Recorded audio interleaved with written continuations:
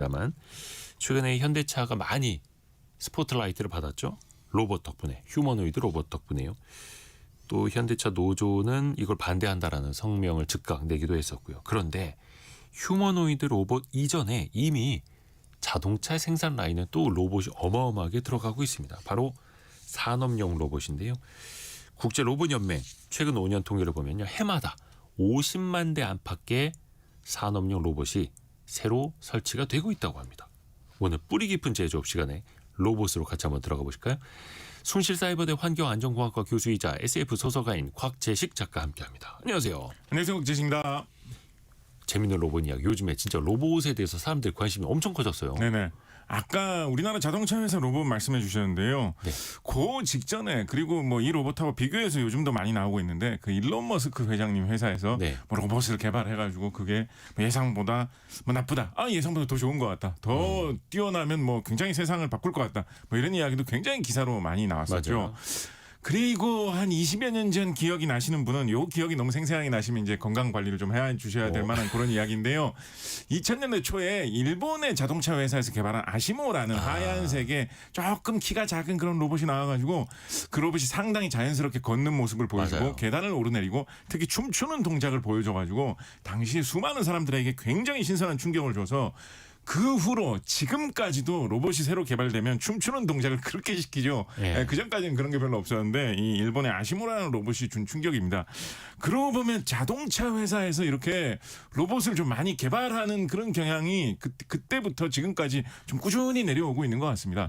생각을 해보면 우리나라의 이 KBS 같은 데서 방송 텔레비전으로 다 보여주고 나면 끝날 때가 되면 애국가를 보여주지 않습니까? 네네네. 그럼 애국가 보여줄 때 보통 이제 우리나라의 뭔가 자랑스러운 산업 장면들, 뭐 그러면 뭐 올림픽에서 금메달 따는 거 이런 것도 보여주고 꼭 그 산업 현장에서 보여주는 거는 이 제철 제강업소에서 쇳물 나오는 장면 이런 거 하나 보여주고요. 맞아요. 그 다음에 자동차 공장에서 로봇팔이 현란하게 자동차를 만드는 장면 이런 거 꼭 한 번씩 보여주죠. 그렇죠. 용접 취직하는 네네. 거. 예. 그래서 이 자동차 산업계에서 로봇을 많이 쓴다라는 게 우리가 뭐 언뜻 그런 이미지로만 생각을 해도 좀 자랑거리 같은 그런 느낌이 아닌 게 아니라 있습니다. 세계 최초로 사용된 산업용 로봇이 무엇이냐라고 하면 역시 현장에서 배치되어 가지고 대량으로 실용적으로 사용된 것은 마찬가지로 미국의 자동차 회사에서 사용된 게 최초다라고들 많이들 이야기를 합니다. 1960년대 초에 미국 자동차 회사에서 사용한 거를 최초로 사용을 하고요. 60년대예요? 그렇습니다. 이게 뭐 처음에 개발되자마자 이 뭐 엥겔버거 뭐 이런 사람들이 로봇을 개발해가지고 이거를 어디인가에 설치해서 좀 실용적으로 의미 있게 돈이 되게 쓰려고 되게 노력을 했는데 제일 먼저 이제 채용된 데가 이제 자동차 회사다라는 식으로 이야기를 했죠. 생각을 해보면 우리가 대량 생산이 돼서 대량 소비가 되는 그렇게 가정마다 이렇게 하나씩 사는 그런 제품 중에 부동산 말고 생각을 해보면 덩치가 제일 압도적으로 큰 게 자동차거든요. 혹시 자동차보다 더 큰 제품이 집에 있으십니까? 뭐 집 밖에 나는 있죠. 예, 나는 뭐 자동차. 요트를 한 대 갖고 있다라고 하면 이제 뭐 자동차보다 더 큰 제품도 있겠습니다만 요트를 갖고 있는 사람 별로 없지 않겠습니까? 그렇죠. 사람들이 일반적으로 부동산 빼고 이제 살 수 있는 것 중에 제일 큰 게 자동차니까요. 예. 나는 뭐 비행기가 한 2대쯤 있다. 이런 분 잘 그런 분들은 없으시잖아요. 빼고, 예. 그러니까 자동차가 덩치가 제일 큰데 그렇다 보니까 자연히 무거운 부품, 많죠. 무거운 쇳덩어리 이런 것들을 조작을 하고 조립을 하고 용접을 하고 이런 일들이 자연히 많이 들어올 수밖에 없다 보니까 사람의 힘 이상이 필요한 기계들을 사용하면 사용할수록 자동차 만드는 데는 도움이 되는 경우가 워낙에 많고 더군다나 뭐 미국 자동차 업계에서부터 시작돼서 전 세계 자동차 업계에 퍼진 흐름입니다만 그 포드 뭐 이런 사람들이 자동차 산업을 20년대 혁신시킬 때 뭐 아예 그거를 뭐 어떤 사상 조류처럼 말해서 포디즘 방식으로 생산을 한다 이런 말까지도 하죠. 네. 컨베이어 벨트 같은 방식으로 쭉 생산 라인을 최대한 규격화하고 자동화해서 철컥철컥철컥 단위 생산이 반복되면서 조립되는 방식 이런 거를 적용해 가지고 생산성을 올리는 게 일상화된 곳이 자동차 생산 공장이었기 때문에 반복적인 로봇 작업을 투입하기가 좋다라고 그렇죠. 해서 그때부터 60년대 초부터 세계의 수많은 자동차 공장을 필두로 뭐 지금은 자동차 공장뿐만 아니라 수많은 이 제조업 현장에 산업용 로봇들이 굉장히 많이 사용되는 그런 시대로 들어왔습니다.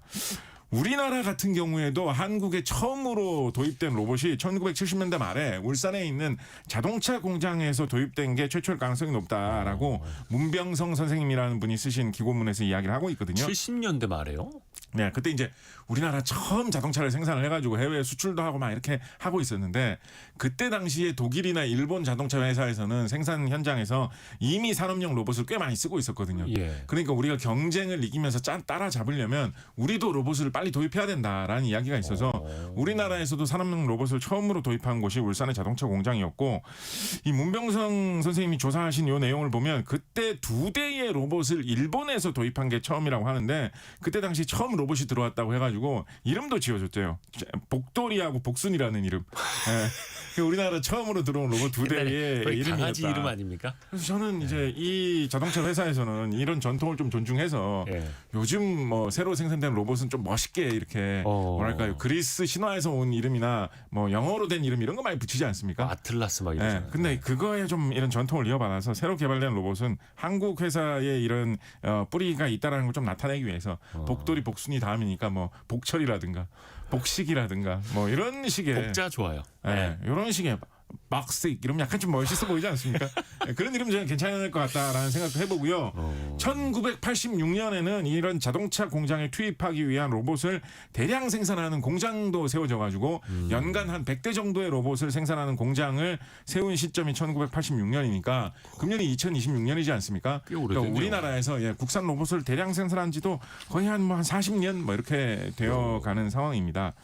추가로 하나만 더 좀 말씀을 드리면 우리나라에서 그러면 자체적으로 개발한 산업용 로봇, 뭐 산업용 로봇이 먼저 개발되니까 우리나라에서 자체적으로 개발한 최초의 로봇이 뭐냐라고 하면 요게 의견이 약간 엇갈리는데요. 비슷한 시기에 79년, 80년 요 사이에 로봇을 개발하신 분들이 많아가지고 의견이 좀 엇갈리는데 후대의 학자들에게, 후대의 개발자들에게 영향을 많이 미쳐가지고 최초로 로봇을 개발한 사람으로 제일 많이 언급되는 분은 당시 카이스트에서 일하시던 변증남 교수님, 변증남 박사님이십니다.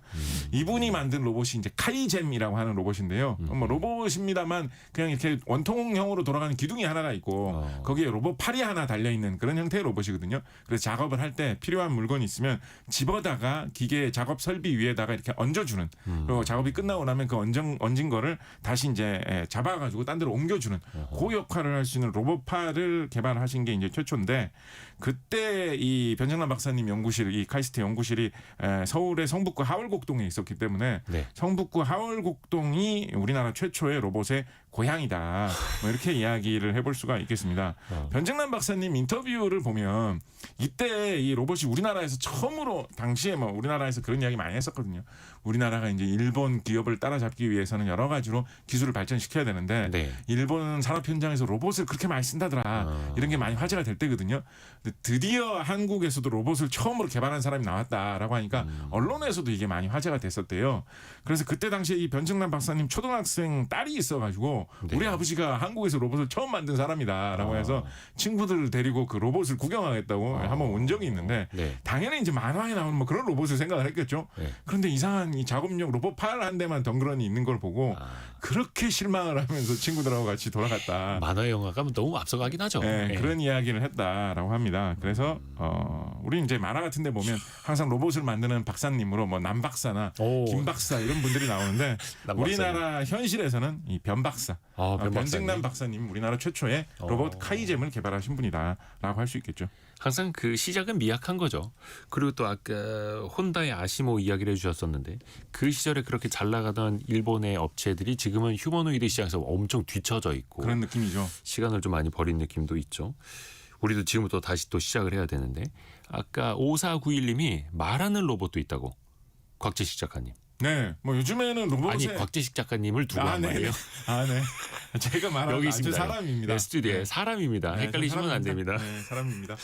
로봇이 지금 특히 이제 산업용 로봇이 네. 아까 자동차 생산에 말씀해 주셨는데 어디까지 지금 쓰이고 있습니까?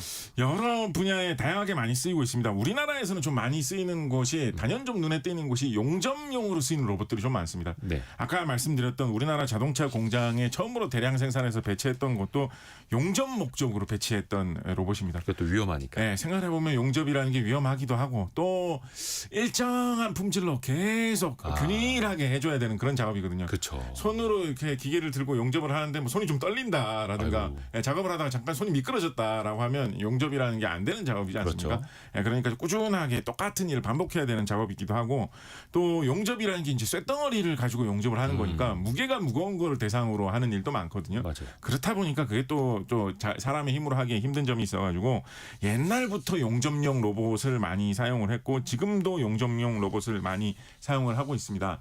자동차 말고 또 우리나라에서 잘 생산하는 많이 생산하는 그런 물건 중에 용접이 정말 중요한 그런 산업 그런 분야 뭐 있을까요? 단연 조선이죠. 네, 조선 배 만드는 곳이지 않습니까? 예. 그래서 배 만드는 현장에서도 이 로봇을 많이 사용을 합니다. 당연히 이제 최고의 좋은 용접을 하기 위해서는 뭐 장인급의 이런 실력을 가지신 사람이 이제 직접 용접을 하는 것에 뭐 요즘에 용접 로봇이 따라올 수 없는 경우도 이제 많이 있습니다만 그런 거 말고 특히나 좀 거대한 배 같은 거를 조립하다 보면 좀 그렇게 대단하지도 않아 보이는 조그마한 철판을 끊임없이 연결하는 것 같은 그런 반복 용접 작업을 계속해야 되는 경우 그렇죠. 뭐 이런 경우 있거든요. 그럴 때는 이제 로봇을 이용해서 하면 훨씬 더 이제 좋다라고 해서 우리나라 조선 업계에서 이런 용접 로봇 같은 것들을 많이 사용하고 있는 상황이고요. 또 이런 용접 작업을 하다 보면 특히나 뭐 조선업처럼 큰 기구에 대해서 용접 작업을 하다 보면 사람이 들어가기 힘든 공간에 이렇게 뭐 기어 들어가 가지고 용접을 해야 된다라거나 좁은 높은데 공간. 뭐 매달려서 용접을 해야 된다거나 맞아요. 이런 일들이 비일비재하게 발생하거든요. 그러니까 이런 일들은 로봇으로 대처를 하게 되면 사람이 그만큼 더 안전해지고 편해지는 그런 일이 있기 때문에 로봇으로 대체되는 그런 일들이 꽤나 많이 있죠. 이런 상황을 보면 좀 뭐랄까요 변화하는 모습이랄까요? 뭐 이런 것도 좀 볼 수가 있는 것이 예전에 이제 용접 이런 것들을 하다 보면 특히나 뭐 아까 말씀드린 그런 힘든 용접을 하다 보면 예를 들어서 높은 데서 작업할 수 있는 그런 간도 좀 커야 되고 그리고 체력도 좀 강한 사람만이 일을 할 수가 있었는데 지금은 이렇게 로봇으로 바뀌는 작업들이 많아지면 그 로봇을 조작하거나 관리할 수 있는 일을 할 수가 있으면 용접 작업에 투입이 될 수가 있거든요. 그래서 좀 나이가 많이 든 후에도 뭐 계속 작업을 할 수가 있게 된다거나 혹은 뭐 과거에는 나는 용접 일은 도저히 할 수가 없겠다 싶어가지고 뭐 다른 여러 가지 잔잔한 일을 돕고 있는 그런 일을 하시던 분, 뭐 현장에서 여러 가지 그런 일들을 도와주는 뭐 여성 인력들, 뭐 이런 인력들이 용접 로봇을 조종하면서 용접 업무에 투입되는 이런 식의 변화도 로봇 투입으로 인해서 좀 나타나는 그런 추세입니다. 뭐 이런 거 말고 여러 가지의 뭐 무거운 물체들의 어떤 방향을 바꿔주는 뭐 그러니까 물체를 집어가지고 옮기는 뭐 이런 작업을 하는 거 뭐 이런 것도 무게가 많이 나가는 것은 당연히 이제 로봇을 이용해서 하면 뭐 상당히 이제 효율이 높아지는 그런 분야이고요. 그리고 예전부터 많이 사용되는 형태의 로봇으로 물건을 한 군데에서 다른 장소까지 좀 멀리 이렇게 운반을 해주는 물류 분야에서도 로봇이 굉장히 산업 현장에서는 많이 사용되는 추세에 있습니다. 최근에는 뭐 벌써 뭐 몇 년 됐습니다만 조금 이제 이거 로봇에 사용하는 방식이 미래에는 바뀔 거다라고 해가지고 많이 이야기하는 것으로 협동 로봇이라는 게 있습니다. 협동 로봇. 네, 협동 로봇 그러니까 사람하고 같이 작업을 하는 로봇이다라는 건데요. 사람 옆에서 사람을 도와주는 로봇. 네, 전통적으로 지금까지 설명을 해도 아까 말씀드렸던 뭐 60년대 초에 뭐 미국 80년대 우리나라에 사용하던 로봇은 로봇이 사용하던 공간에서 지시한 대로 그 작업을 그냥 무작정 계속 반복해서 수행하는 그게 기본 기능이었거든요. 그렇다 보니까 뭐 사람이 옆에 가서 잘못 있으면 뭐 로봇에게 뭐 이렇게 부딪히거나 이런 일도 발생할 수 있는 뭐 그런 문제점이 있었는데 협동 로봇은 옆에 사람이 있는지 없는지를 봐가면서 그쵸. 사람이 하는 행동을 보고 배워가면서 사람하고 자연스럽게 협동을 하면서 사람이 한 손으로 작업을 해주면 로봇이 옆에서 같은 손으로 또 작업을 해주는 뭐 이런 식의 여러 가지 좀 인공지능을 동원한 기능들을 많이 해준다라고 해서 이런 로봇들이 다양한 분야에 많이 사용될 것이다. 라고 해서 좀 뭐 새로이 많이 투자가 되고 더 많이 쓰이지 않겠느냐라는 이런 기대를 모으고 있기도 한데요. 협동 로봇은 이제 협동이 collaboration 뭐 이런 식으로 영어로 말하지 않습니까? 네. 그래서 외국에서는 뭐 영어권에서는 로봇하고 이런 collaboration의 말을 합쳐가지고 코봇 뭐 이런 식으로 부르기도 합니다. 코봇. 예, 근데 뭐 우리나라에서는 예전에 이제 KBS에서 방영했던 2020 우주의 원더키디라는 뭐 예. 그런 애니메이션이 있었는데 네. 텔레비전 애니메이션이 있었는데 거기에 나오는 주인공 친구 로봇 이름이 코봇이었기 때문에 우리나라에서는 그런 코봇이라는 걸 걸 잘 안 하고 기억하신다고요? 이게 코봇이라는 말을 보다 보니까 조사하다 보니까 알게 됐어요. 우리나라에서는 코봇이라는 말보다는 그냥 협동 로봇이라는 말을 더 많이 쓰는 것 같습니다. 요즘에는 그 협동 로봇은 진짜 로봇 팔 하나 옆에다 이제 딱 박아놓고 쓰는 거고 네. 집채만한 산업용 로봇부터 옆에 있는 딱 팔 하나 있는 로봇 팔까지도. 근데 이제 대표적으로 우리가 산업용 로봇 하면 이제 로봇 팔처럼 하나 움직이는 걸 떠올리게 되는데 네. 다리만 놓고 봐도 로봇일 수 있고 네. 왜 하다못해 인형 뽑기 이것도 로봇으로 볼 수 있지 않나요? 그런 식으로 내려오는 크레인 같은 것들. 그런 형태만 따지면 이제 그럴 수 있죠. 근데 이제 보통 많이들 이야기하는 게 조종하는 대로만 움직이는 거는 약간 로봇으로 안 치는 경향이 있습니다. 아하. 예를 들어서 우리 뭐 흔히 이제 포크레인이라고 부르는 그 굴삭기 있지 않습니까? 네. 그거 같은 경우도 이렇게 팔 모양으로 움직이잖아요. 어떨 때 보면 좀 약간 로봇 같은 느낌 나잖아요. 그런데 그거는 조종하는 대로만 움직이기 때문에 보통은 로봇이라고 안 합니다. 근데 최근에는 그것도 뭐 머신 컨트롤 MC라든가 머신 가이던스 맞아요. MG 뭐 이런 기능이 붙어가지고 최근에는 그것도 자동화돼서 움직이는 기능이 자꾸 추가되고 있기 때문에 자율주행으로. 네, 점점 로봇으로 변화되고 있거든요. 근데 생각해보면 그게 되게 꼭 필요한 기능인 게 그런 건설 현장에서 작업을 할 때 우리가 되게 쉽게 생각하는 것도 예를 들어서 여기에 뭐 하수관을 묻기 위해서 깊이 1m 깊이로 쭉 이렇게 땅을 파라라는 작업 같은 거 생각을 해보면 그거를 일정하게 깊이 1m를 어떻게 맞춰서 땅을 파겠습니까? 매번 한 삽 팔 때마다 뭐 누가 자로 재면서 파야 될까요? 사실 그런 것도 작업하다 보면 쉬운 일이 아닌데 그거를 인공지능으로 자동으로 측정을 해가지고 로봇이 맞춰서 해준다라고 하면 이제 대단히 편하겠죠. 그래서 이제 그런 기구도 점점 로봇화되는 그런 경향이 있고요.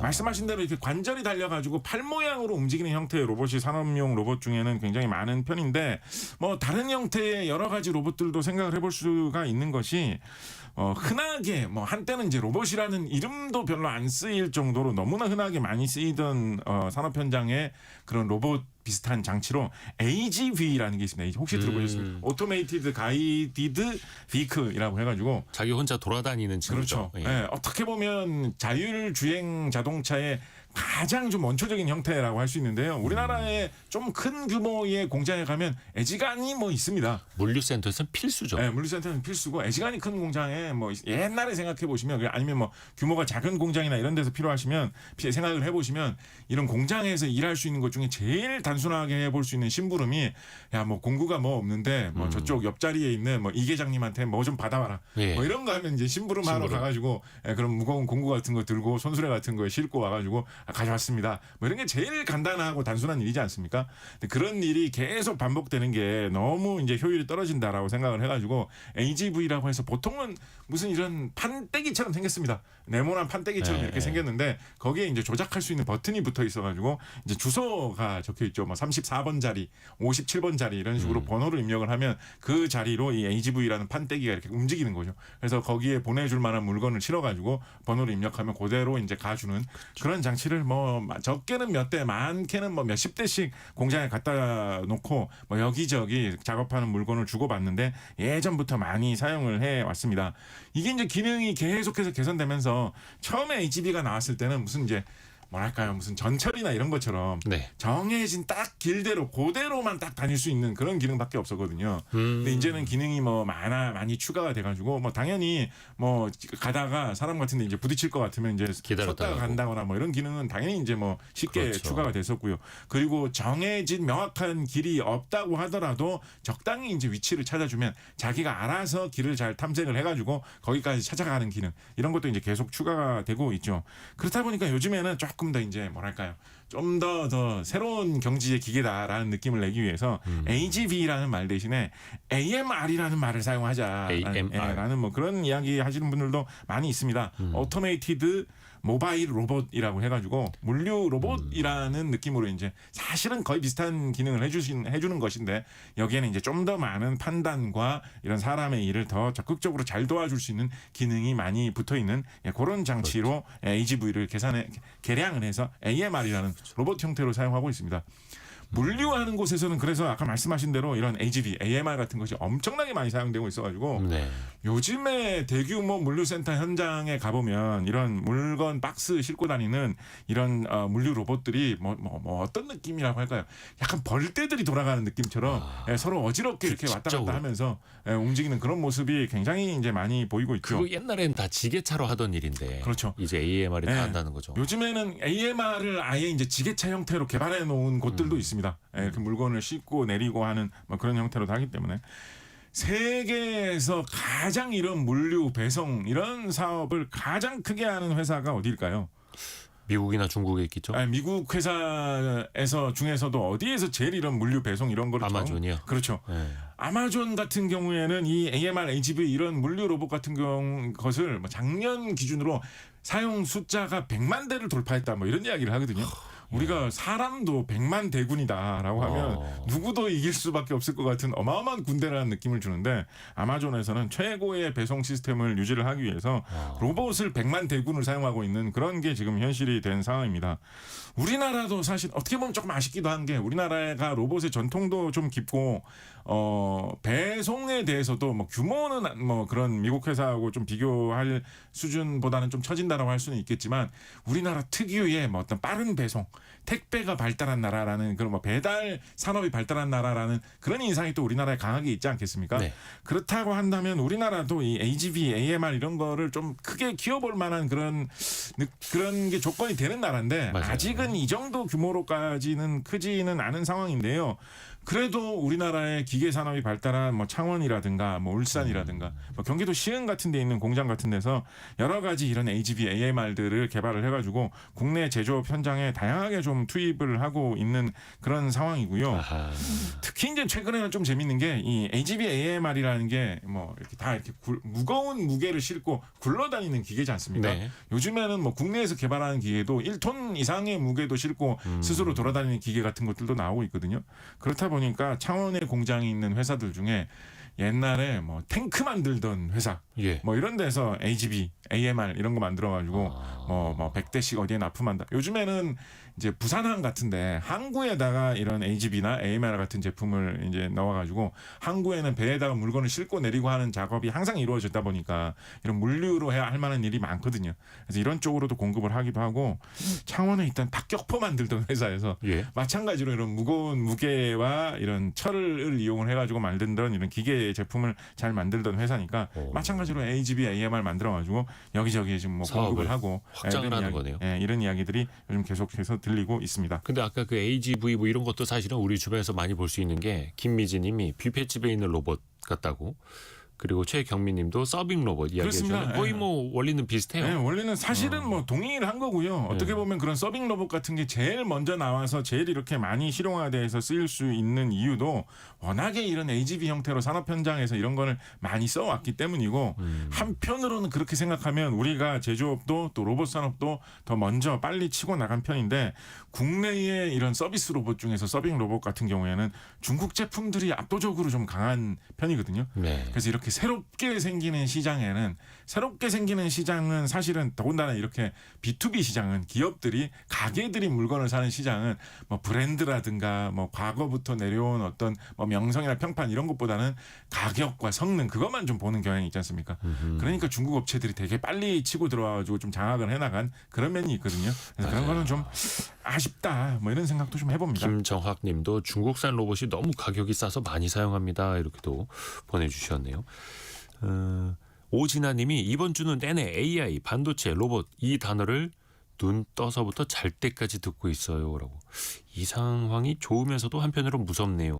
그러니까 우리가 이제 이런 세상이 됐다는 거죠. AI, 뭐 로봇 떼놓고는 살 수가 없는 그런 시절이고. 다른 이야기 이어가기 전에 현재까지 들어와 있는 또 뉴스 중간에 한번 정리해드리고 곽재식 작가랑 뿌리 깊은 제조업 시간 이어가겠습니다. 라디오 정보센터 다녀옵니다. 김기온님이 자동차 철판을 조립하는 업체에 가보면 로봇이 용접을 하고 사람은 옆에서 서너 대를 감시만 하더라고요. 이렇게 보내주셨고 2081님 그 휴머노이드 로봇이 군인이 되는 날도 얼마 남지 않은 것 같아요. 라고도 보내주셨고 8069님은 그 자동차 밑에 들어가서 2톤에 가까운 무게 들어올리는 그 주차 대행 로봇도 있다고 그 원리 궁금하다고도 말씀해 주셨는데 야 이게 로봇 기술이 끝이 없습니다. 근데 사실 로봇 하나하나 움직이는데 또 그 세부적으로 관절이 많잖아요. 관절. 그렇습니다. 꺾어지는 부분 사실은 거기에서 힘을 내기도 하고 힘을 조절하기도 하고 이건 어떤 원리예요? 그러니까 이게 가만 보면 이제 로봇하고 사람하고 좀 달라 보이는 부분이죠. 네. 사람은 관절이 있고 관절 옆에 근육이 붙어 있어가지고 근육이 힘을 내는 구조인데 그죠? 관절 자체가 움직임으로써 힘을 내는 게 로봇이죠. 로봇은 관절 자체가 돌아갑니다. 네. 사람은 관절은 그냥 뼈와 뼈가 맞물리는 부분일 뿐이잖아요. 그 옆에 붙어 있는 근육이 뭐 줄어들다 늘어났다 하면서 움직이는데 로봇은 관절 자체가 돌아가기 때문에 그것 때문에 로봇은 구조가 사람의 움직임하고는 좀 다른 움직임도 보여줄 수가 있고요. 그것 때문에 로봇 특유의 좀 그런 부품이 필요하기도 합니다. 기본적으로 이제 뭐 다른 구조도 있습니다만, 뭐 예를 들어서 융합식이나 공합식 이런 구조도 로봇에 있습니다만, 기본적으로 현대의 산업 현장에서 사용되는 로봇의 다수는 이제 전기 모터, 전동기를 이용해서 움직이는 로봇이죠. 근데 우리가 전동기를 이용해서 작동되는 장치를 생각을 해보면, 예를 들어서 집에서 사용하는 선풍기 같은 거 생각을 해보면, 네. 선풍기 날개가 막 이렇게 엄청나게 빨리 돌아가잖아요. 네. 그런데 만약에 로봇팔을 달아놨는데 로봇팔이 선풍기 날개처럼 막 돌아간다라고 하면 되게 엄청 곤란하겠죠. 위험하죠. 네, 그리고 뭐 일도 시키기도 어렵고, 그죠? 네. 로봇팔로 작업을 시키려면 그렇게 뭐 막 돌아가는 게 아니라 정확하게 내가 원하는 각도대로 딱 이 물건을 집어서 옆으로 옮기려면 물건을 집어 올리는데 45도 정도 움직이고 옆으로 놓는데 한 30도 정도 딱 움직여서 돌아가야 되겠다라고 해야 되는데 그게 한 2, 3도만 각도가 달라져도 아유, 그죠? 그래야 네, 작업이 똑바로 안 되지 않습니까? 그래서 한 바퀴 두 바퀴 좀 생각을 해보세요. 이게 한번 그렇게 해보실 수 있을까요? 아무도 그렇게 못하실 것 같은데 선풍기를 가동시켰다가 재빨리 딱 정지 버튼을 눌러가지고 선풍기가 날개가 5바퀴만 돌아가고 멈추게 해보자. 이거 사람이 할 수 있을까요? 아유 못하죠. 옛날에 정말 할인 없을 때 학창 시절에 보면 스톱워치 같은 거 빨리 눌러가지고 10초 딱 맞추기. 10초 00에 맞추기 뭐 이런 거 하는 애들이 그쵸, 있었는데 네. 사람이 아무리 잘해도 선풍기 10바퀴만 돌게 하고 멈추기 이런 거 못할 거예요. 못하죠. 그런데 모터에다가 전동기에다가 최대한 다른 부품들을 달아서 막 감속기라든가 엔코더라든가 이런 부품을 달아가지고 모터가 그렇게 전동기가 그렇게 빨리 도는 게 아니라 원하는 각도만큼만 딱 돌고 멈추게 하는 이런 장치들을 달아 놓아서 로봇의 관절들을 만들고 힘을 쓰게 합니다. 그래서 감속기라고 하는 거죠. 네, 그래서 그렇게 조합해 놓은 장치를 흔히 이제 액추에이터다라는 식으로 많이 이야기를 하는데요. 다 합쳐 놓으면. 네, 뭐 요즘에는 워낙에 이제 뭐 주식 시장에서 로봇 이야기를 많이 하다 보니까 어떤 회사가 뭐 액추에이터를 만드는 원천 기술이 있고 액추에이터 사업에 진출을 하고 뭐 우리나라 회사가 뭐 중국에 미국의 유명한 로봇 회사에 액추에이터를 공급하게 되었고 뭐 이런 이야기가 나오면서 주가가 출렁일 때도 있어가지고 뭐 액추에이터라는 말도 요즘에는 좀 점점 익숙해지는 그런 느낌이 있는데요. 보통 로봇을 한 대를 만들면 이 액추에이터가 한 20개에서 한 50개 정도 들어가거든요. 그러니까 사람 모양을 갖춘 로봇을 만든다라고 하면 네. 팔다리를 다 만들고 목도 만들고 하면 그 정도 들어간다라고 하거든요.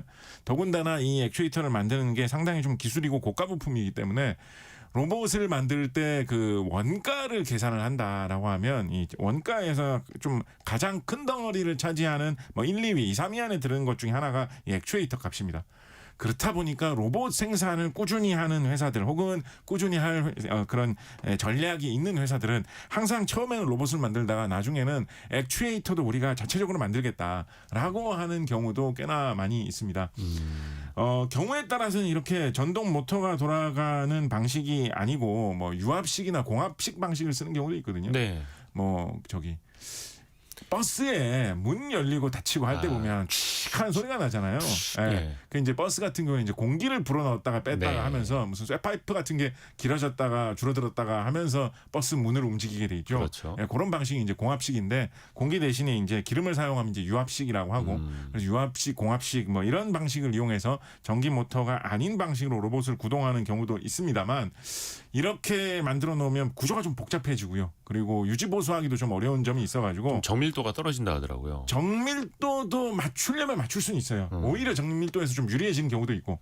그래서 정밀도 문제도 극복하려면 극복할 수도 있는데 좀 그 구조가 일단 복잡한 거. 구조가 복잡하다는 얘기는 또 이제 같은 값으로 만들면 정밀도가 부족하다는 얘기도 될 수는 있겠습니다만 그리고 유지보수를 예를 들어서 뭐 유압식으로 만든다라고 하면 뭐 잘못하면 기름 새고 뭐 이런 경우 생길 수 있거든요. 그래서 유지보수가 좀 어려워진다는 이야기가 있어서 근래에는 애지간하면 전동 방식으로 하면 좀 더 좋다라는 그런 고정관념도 좀 퍼지고 있습니다. 웬만하면 이제 또 요즘에 액추에이터가 많이 발달을 했으니까. 네. 그래서 이번에 그 보스턴 다이내믹스 아틀라스가 예전에는 유압식이었잖아요. 그렇죠. 그래서 점프 엄청나게 힘있게 하고 있었는데 그걸 다 이제 액추에이터 방식으로 다 바꾼 거잖아요. 그렇습니다. 최근에 네, 더 정밀하게. 그래서 그거에 또 이제 화제가 좀 됐었죠. 그쵸. 예.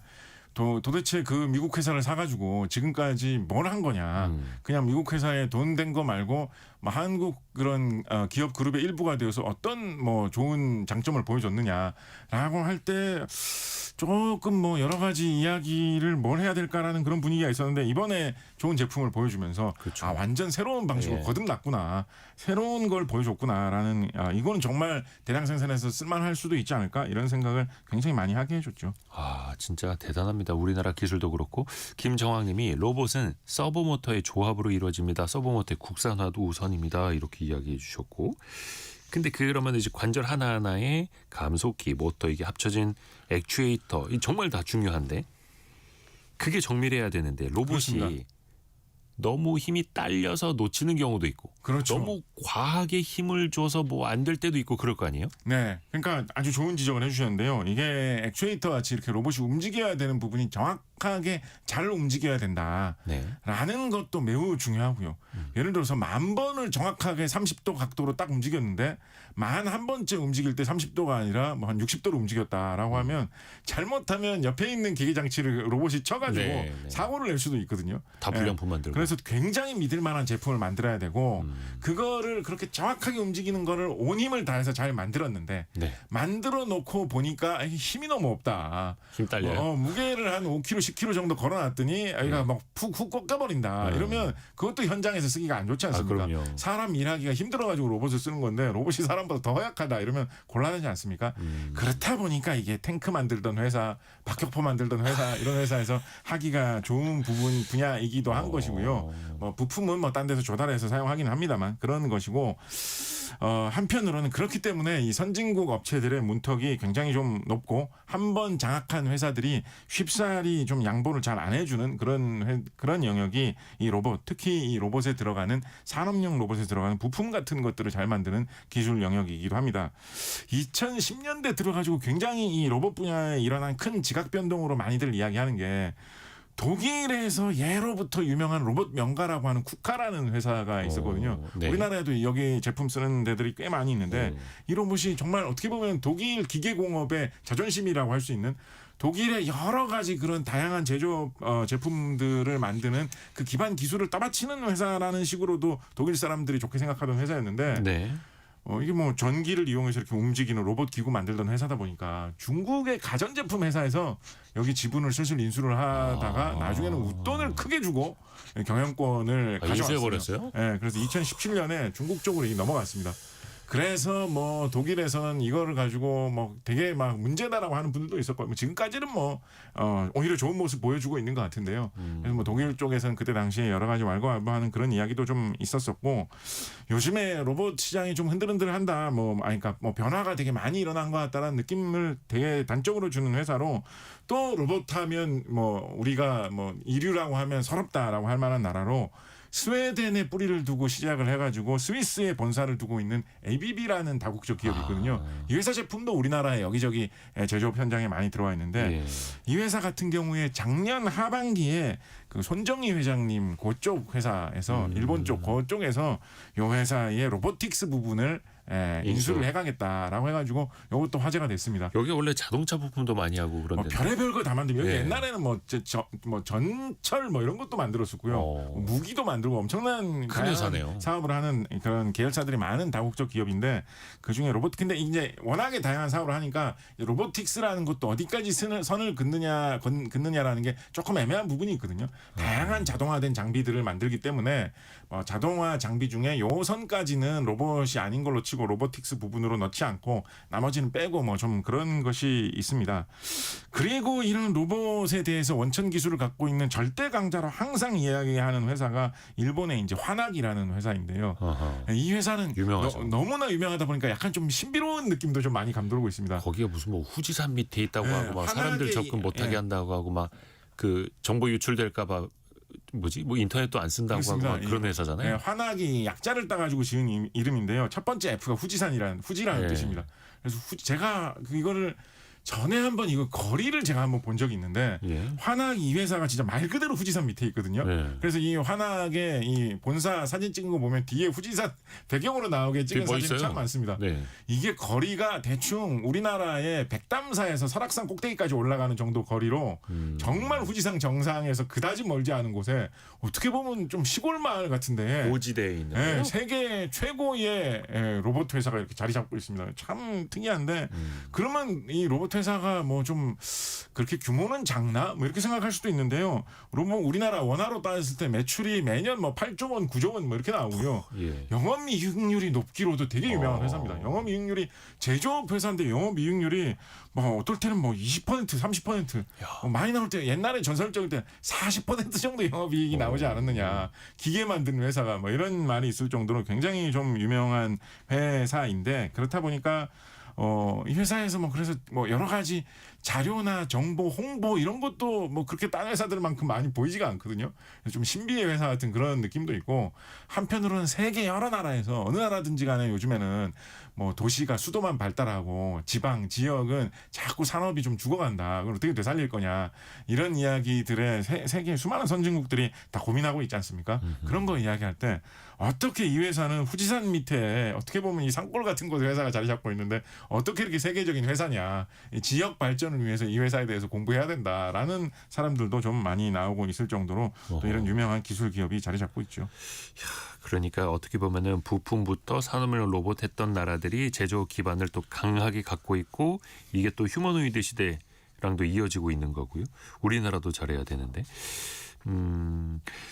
그 오차 이야기를 좀 해볼까요? 아까 뭐 10번 잘 움직이다가 한 번만 실수해도 이제 큰일 난다라고 네네네. 해주셨는데 네. 매번 뭐 수만 번, 수십만 번 같은 동작을 반복을 해도 그 사이에서 오차가 생기면 안 되잖아요. 네. 이게 되게 어려울 것 같은데 네. 그 정확도는 어떻게 이게 좁혀나가는 거예요? 네, 정확도는 액추에이터를 잘 만들어서 좁혀나가는 요 방식으로 이제 생각하는 게 제일 기본이고요. 네. 그 다음에 그 전체 자체를 잘 정확하게 조정할 수 있는 소프트웨어적인 거를 향상시켜가지고 더 정확하게 간다라는 쪽도 요즘은 많이 이야기를 하고 있는 것 같습니다. 네. 로봇이 정상적으로 작동할 때 말고 비정상적으로 작용할 때도 안전의 범위 안에서는 로봇이 잘 작동돼야 된다. 이런 것도 사람들이 많이 고민을 하고 있거든요. 그렇죠. 예를 들어서 우리가 이제 뭐 SF 영화나 이런 거 보면 뭐 로봇하고 사람이 싸우는 거 뭐 이런 거 영화에 흔히 나오는데 자아를 가져서. 네, 우리나라에 로봇 팔에 맞거나 예. 로봇 발에 밟히거나 해가지고 다치는 사람이 있을까요? 1년에 한 얼마 정도 나올까요? 거의 없지 않나요? 우리나라의 산업안전보건공단에서 2011년부터 2020년 사이에 10년간 통계를 내본 거를 보면 10년 동안 우리나라의 로봇과 관련된 재해가 355건이 조사가 됐습니다.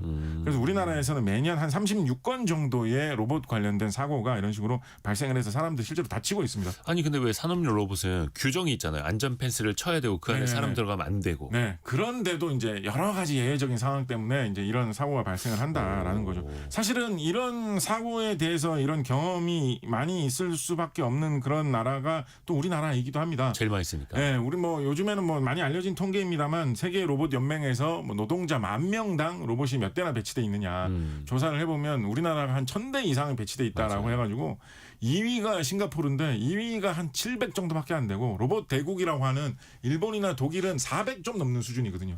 그러니까 절대 대수는 좀 다를 수는 있겠지만 근로자 10,000명 당으로 따지면 그렇습니다. 우리나라가 제일 많다. 네, 절대 대수도 뭐 엄청나게 많고요. 네, 절대 대수도 뭐 중국 뭐 이런 데하고 비교해 보면 좀 적은 것이지 절대 대수도 엄청나게 많고요. 그래서 일본 같은 나라보다 우리나라가 2배 이상 로봇을 많이 자주 쓰고 있기 때문에 웬만한 뭐 미국 이런 나라가 10년 정도 로봇을 더 키워 나가야지 한국 정도 로봇을 쓰는 데로 오거든요. 아 그래요? 네, 그래서 로봇에 대해서는 우리나라가 세계에 제일 좀 선두에 있는 그런 측면도 있습니다. 그래서 우리가 뭐 그런 요즘에 로봇 뭐 항상 우리나라에서는 뭐 무슨 문제가 생기면 선진국이 어떻게 하고 있는지 보자. 그걸 보고 좀 따라하는 식으로 문제를 풀이하려고 하는 게 지난 수십 년간 되게 많았잖아요. 그렇다 보니까 로봇이 일자리를 뺏는다 뭐 이런 문제에 대해서도 선진국은 그럼 거기에 대해서 어떻게 대처하고 있을까?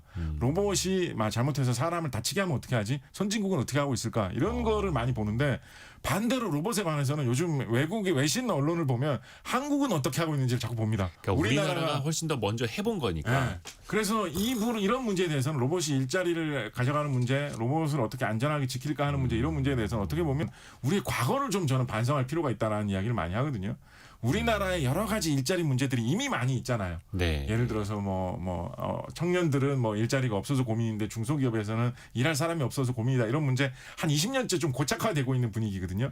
어떻게 보면 우리나라의 산업 구조가 이렇게 바뀐 것도 세계 어느 나라보다도 로봇을 많이 투입하는 이런 산업 체질로 변화해 오는 가운데 우리나라가 선진국으로 성장하는 이런 좋은 것도 있었지만 한편으로는 일자리가 세계 어느 나라 못지않게 이렇게 좀 이상하게 변해버린 이런 것도 온 거거든요. 그래서 이런 우리의 과거를 살펴보면서 우리의 현실을 살펴보면서 아, 이런 방향으로 점점 가겠구나라는 거를 딴 나라를 보고 배울 데가 없어요. 이거는. 우리가 제일 먼저 앞서가니까. 네, 그래서 우리 스스로 좀 진지하게 고민을 하고 맞아요, 반성을 맞아요. 해가면서 이런 로봇과 관련된 여러 가지 문제는 좀 차근차근 풀어나가야 되지 않을까 이런 생각도 많이 해봅니다. 이게 왜 요즘에 뭐 젠슨 왕도 그렇고 세계 유수의 AI 기업, 로봇 기업들 CEO들이 우리나라 많이 은근히 찾고 있대요.